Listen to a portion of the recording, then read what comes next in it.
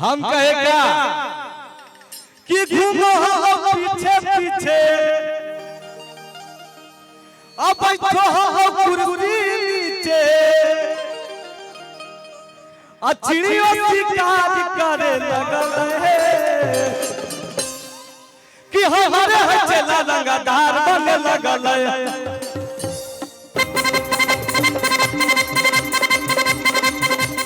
हमारे चला लगातार बने लगल है।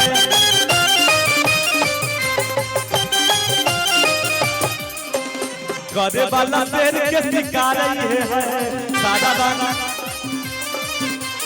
सारा रंगदार के भभा रही है।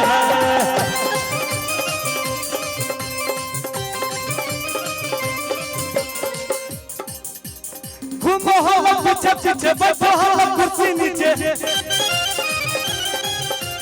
घूमो हो पीछे पीछे बैठो हो कुर्सी नीचे। बोलो भैया कि चिड़ियों शिकार करे लगल है कि हमारे चला लगातार बने लगल है।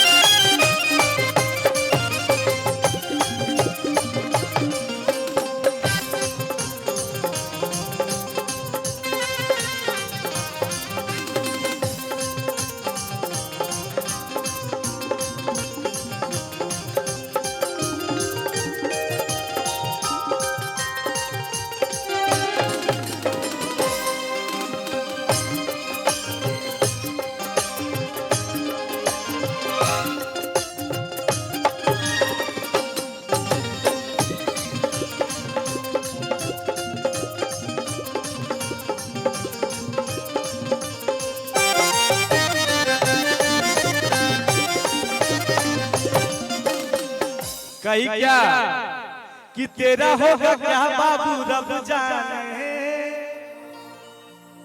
कि तेरा होगा क्या बाबू रब जाने अब मार देगा गोली वो कब जाने।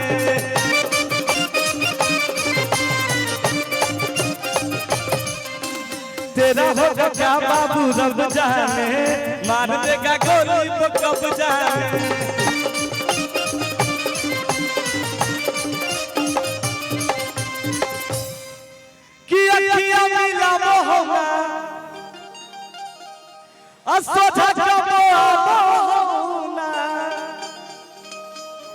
अब पीठ पीछे मार करे लगल है। पीठ पीछे तो बहुत कुछ बोलता है, सामने बोले तब ना औकात दिखाएंगे कि हमारे चला रंगदार बने लगल है।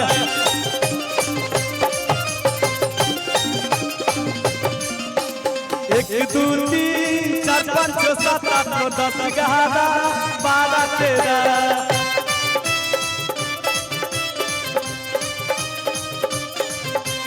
तेरा करू जिंदगी इंतजार आजा पिया आए बहार।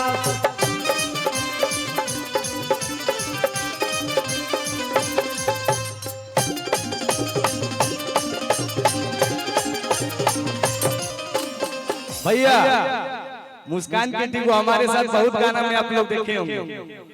आज लगता है पहला बार स्टेज शेयर कर रहे हैं हम लोग। कहेंगे कि फूलों सा चेहरा तेरा गलियों से मुस्कान है।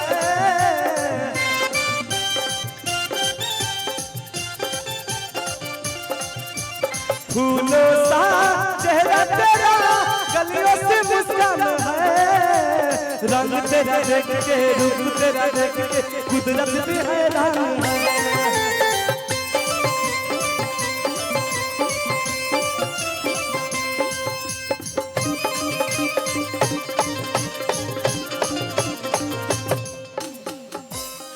भैया एक और गाना गाए थे मुकेश भैया कि शादी करवाओगे जान कमाएज में आदाई फलवा ले दहेज। लड़कियां कहती है कि डोली लेके गाँव कहिया आय अपन सजनिया बनही कहिया। तमाम गाना है, कितना गाएंगे अभी भाई, सौरभ को गाना है। एगो सैड सॉन्ग अभी आप सब बहुत प्यार दिए थे कि हमारा बिना रे सोना, अरे तू नहीं जी पाई रे, तोरा बिना जी नहीं पाईबो कि जहारा के दुई गो, अरे गोली मांगबाई दे रे, एगो खई है तू एगो। भैया बोलो भैया, हमारा